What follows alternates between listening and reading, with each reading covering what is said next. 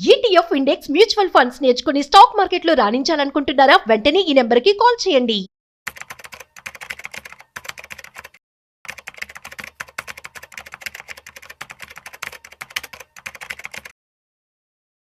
So Trump tariff భారతదేశంపై ఉండకపోవచ్చు అని అనుకున్నాం, కానీ భారతదేశం ఎప్పుడో ట్రంప్ టారిఫ్ అనేది ఇవ్వడం జరిగింది. సో దీనివల్ల ఏ గూడ్స్కి ఎఫెక్ట్ అవుతూ ఉంటుంది, అసలు ఇండియన్ ఎకానమీకి సంబంధించి ఏ విధంగా మరి గ్రో అయ్యే ఛాన్స్ ఉంటుంది, అట్ ద సేమ్ టైం ఈ టారిఫ్ వల్ల యూఎస్ మార్కెట్ ఎలా ఉండబోతుంది, యూఎస్లో పరిస్థితి ఎలా ఉంటుంది, అండ్ అదర్ కంట్రీస్కి కూడా టారిఫ్ అనేది రావడం జరిగింది.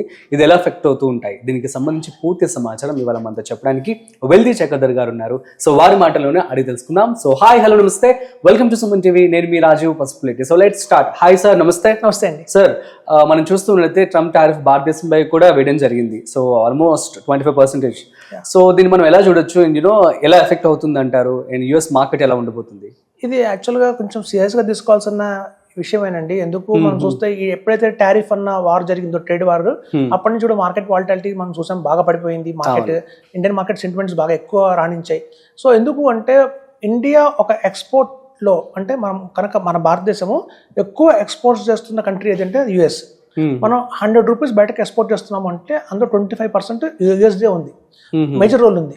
అందుకనే దాని ఇంపాక్ట్ మనకి చాలా బాగా పడింది. సో మనం ఈ 25% ఎక్స్పోర్ట్ మనం ఎప్పుడైతే యుఎస్ కి చేస్తున్నామో, బిగ్గెస్ట్ మార్కెట్ అది ఇండియాకి, ఒక బిగ్గెస్ట్ మార్కెట్ యుఎస్ మార్కెట్. అందుకే మనకి ఇంత బాగా వాలిటాలిటీ అనేది చూసాం. సో ఇప్పుడు మనకు క్లారిటీ వచ్చింది ఏ గూడ్స్ మీద ఎక్కువ పడుతుంది అని చెప్పి. చూస్తే మనకి ఇంజనీరింగ్ గూడ్స్ అండి, చాలా మంది సాఫ్ట్వేర్ ఎక్కువ అనుకుంటాం. జనరల్ గా ఎవరైనా అడిగినా కూడా యూఎస్ కి ఎక్కువ వెళ్ళేది అంటే సాఫ్ట్వేర్ అనుకుంటాం, కానీ దానికి మించి ఇంజనీరింగ్ గూడ్స్ వెళ్తాయి. అంటే ఇంజనీరింగ్ గూడ్స్ లో వచ్చి మనకి ఏంటంటే ఈ ఆటోమొబైల్ లో ఉన్న ఈ బేరింగ్స్ కానీ, అంటే ఆటోమొబైల్ ఇండస్ట్రీకి సంబంధించిన, మ్యానుఫాక్చరింగ్ సంబంధించిన ఏవైతే పార్ట్స్ ఉంటాయో, స్పేర్ పార్ట్స్ ఉంటాయో, అవి ఇండియా నుంచి ఎక్కువ వెళ్తాయి అన్నమాట. సో వాటి మీద కూడా ఎక్కువ మనకి టారిఫ్ పడింది. సో మనకి అట్లాంటి వాటి మీద మనకి ఈ రాబోయే రోజుల్లో ఆ స్టాక్స్ కొంచెం డిక్లైన్ అయ్యే అవకాశం ఉంది. మనకి నెక్స్ట్ వచ్చి ఎలక్ట్రానిక్స్ అండ్ సాఫ్ట్వేర్, ఈ రంగంలో కూడా మనం బాగానే ఎక్కువ యూఎస్ కి ఎక్స్పోర్ట్ చేస్తాం. తర్వాత వచ్చి టెక్స్టైల్ ఉందండి.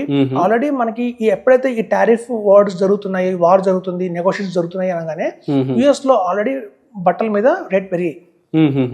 అక్కడి నుంచి కూడా మనకు కొంతమంది క్లయింట్స్ చెప్తున్నారు, ఇక్కడ యుఎస్ లో మాకు బట్టల రేట్ పెరుగుతున్నాయి ఈ టారిఫ్ వల్ల. సో అలా మనకి బట్టల మీద చాలా ఇంపాక్ట్ అయితే, టెక్స్టైల్ మీద ఇంపాక్ట్ అయితే చాలా ఉంది. అండ్ నెక్స్ట్ వచ్చి ఫార్మా. సో ఈ ఫార్మా మీద కూడా వాళ్ళు బాగానే టారిఫ్ పెంచారు. మనం ఎక్కువ మెజారిటీ నెక్స్ట్ ఎక్కువ ఎక్స్పోర్ట్ చేసేది ఏంటంటే ఫార్మా ఎక్స్పోర్ట్ చేస్తామండి. అలాగే ఈ మెటల్స్ అంటారు, ఈ ఐరన్ అండ్ స్టీల్ అంటారు. సో ఈ ఐరన్ స్టీల్ కూడా మనం బాగానే ఎక్స్పోర్ట్ చేస్తాం యుఎస్ కి. ఆల్రెడీ యుఎస్ లో ఇల్లు ఏవైతే ఉంటాయో, హౌసెస్ ఏదైతే ఉన్నాయో, cost of construction of the house పెరిగిపోయింది ఆల్రెడీ టారిఫ్ వల్ల. సో లాస్ట్ 6 months నుంచి కూడా అక్కడ యుఎస్ లో రేట్లు పెరిగాయి, టెక్స్టైల్స్ లో రేట్లు పెరిగాయి, బట్టల మీద, అలాగే ఇళ్ళు కాస్ట్ ఆఫ్ కన్స్ట్రక్షన్ మీద కూడా పెరిగింది. సో ఆ ఇంపాక్ట్ వాళ్ళు బాగానే చూసారు అక్కడ.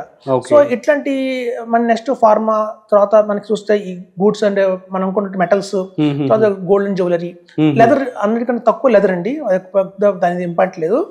అగ్రికల్చరల్ కొంచెం ప్రొడక్ట్స్ ఉన్నాయి. సో మేజర్ గా వచ్చేసి ఈ మెయిన్ గా ఇంజనీరింగ్ గూడ్స్, వీటి మీద అయితే బాగా పడుతుంది. సో మనకి అక్కడ ఏమవుతుందంటే డిమాండ్, ఇప్పుడు చూడండి, ఎప్పుడైతే మనం ట్యాక్స్లు పెరిగాయో అక్కడ పబ్లిక్ కొనుక్కోలేరు. ఒక గవర్నమెంట్ ఒక నిర్ణయం తీసుకున్నప్పుడు అది ప్లస్ అవుతుందా మైనస్ అవుతుందా అని మనం ఇప్పుడు చెప్పలేమండి. అది ఒకసారి నెగిటివ్ కూడా అవ్వచ్చు యూఎస్ ఎకానమీకి, ఎందుకంటే అక్కడ పర్చేసింగ్ పవర్ తగ్గిపోతుంది ఆటోమేటిక్ గా. నిన్నటి దాకా బట్టలు ఎప్పుడైతే కొంచెం తక్కువ రేటు ఉన్నాయో వారం కొడుకునేవాళ్ళు, ఇప్పుడు నెల కొడుకుంటున్నారు.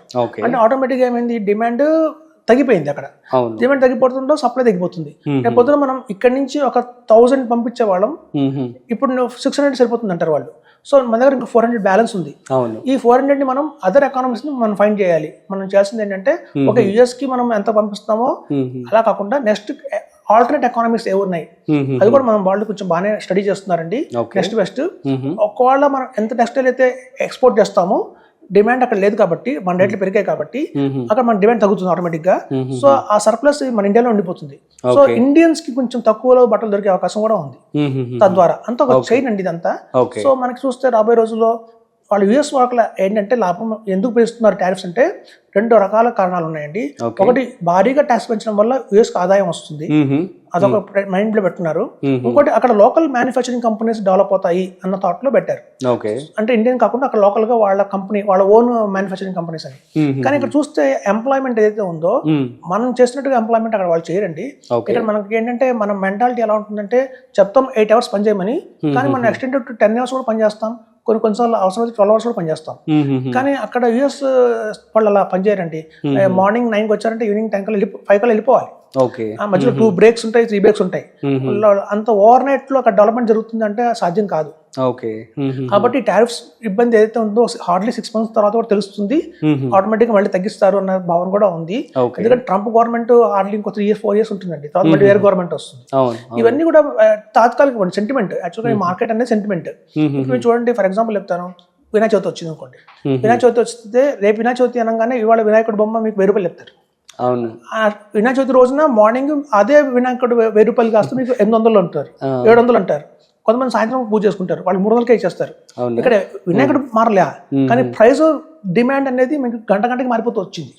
అలాగే ఈ ఏదైతే ఉందో ఈ మనం ట్రేడ్ వార్ అనుకుంటున్నాము, టారిఫ్స్ అనుకుంటున్నాము, ఇదంతా టెంపరీ అండి, లాంగ్ టర్మ్ కాదు. ఈ కొంచెం ఈ బబుల్ ఏదైతే ఉందో, కొంచెం మైండ్ సెట్ ఏదైతే ఉంటుందో, ప్యానిక్ అయ్యి మనం కొనటం ఆపేస్తాము. అలా స్టాక్స్ కొనటం ఆపేస్తే ఆటోమేటిక్గా ప్రైస్ పడిపోతుంది. రేపొద్దున ఒక 6 months 7 months తర్వాత ఈ అంతా మర్చిపోతారండి, మళ్ళీ ఆటోమేటిక్గా పెరుగుతుంది. సో అది సైకిల్ అండి యాక్చువల్గా. సో మనకి ఈ యుఎస్ లో ఉన్న ఇంపాక్ట్ ఏదైతే ఉందో ఇది షార్ట్ టర్మ్ తప్ప లాంగ్ టర్మ్ కాదు. మనకి మళ్ళీ కూడా మనకి అదర్ దట్ మనకి ఫార్మా అలాగా సపోర్ట్ చేస్తుంది. అలాగే మనకి డిఫెన్స్ కానివ్వండి, పవర్ కానివ్వండి, బ్యాంకింగ్, ఫైనాన్షియల్ సర్వీసెస్ కానివ్వండి, ఇవన్నీ కూడా మనకి బాగా సపోర్ట్ చేస్తున్నాయి. ఇప్పుడు చూస్తే మీకు రాబోయే రోజుల్లో గోల్డ్ పెరిగింది.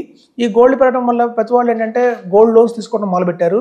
అంటే ఐడియల్గా గోల్డ్ ఇంట్లో ఉండే కంటే మనం మనపురం గోల్డ్ లోన్ పెట్టి ఏదైనా అమౌంట్ తీసుకొని బిజినెస్ స్టార్ట్ చేద్దామన్న థాట్ చాలా మందికి వచ్చింది.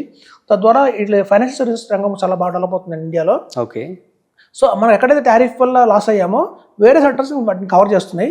కాబట్టి ఆల్ ఓవర్ ఇండియాలో మనం పెడతాం. కాబట్టి సెన్సెక్స్ అనేది కాంబినేషన్ ఆఫ్ ఆల్ సెక్టర్స్. కాబట్టి ఒక 2 సెక్టర్లు ఇబ్బంది పడ్డా 3 సెక్టర్లు బాగున్నాయి. కాబట్టి రాబోయే రోజుల్లో మాకు మంచి బుల్ రన్ చూస్తాము. సో ఇదంతా టెంపరీ అండి. ఈ టారిఫ్స్ అనేది కానివ్వండి, లేకపోతే ఈ యుఎస్ ట్రేడ్ వార్ అనేది కానీ, ఇది జస్ట్ హార్డ్లీ ఇంకో 3 months ఉంటుందేమో దీని ఇంపాక్ట్. మళ్ళీ అందరూ కామ్ అయిపోతారు, బుల్ రన్ అనేది స్టార్ట్ అవుతుంది. బెటర్ అని చెప్తాను. Okay, fine sir, thank you so much. So guys, అర్థమైంది కదా, ట్రంప్ టారిఫ్ అయితే మొత్తానికి భారతదేశం మీద ఉంది.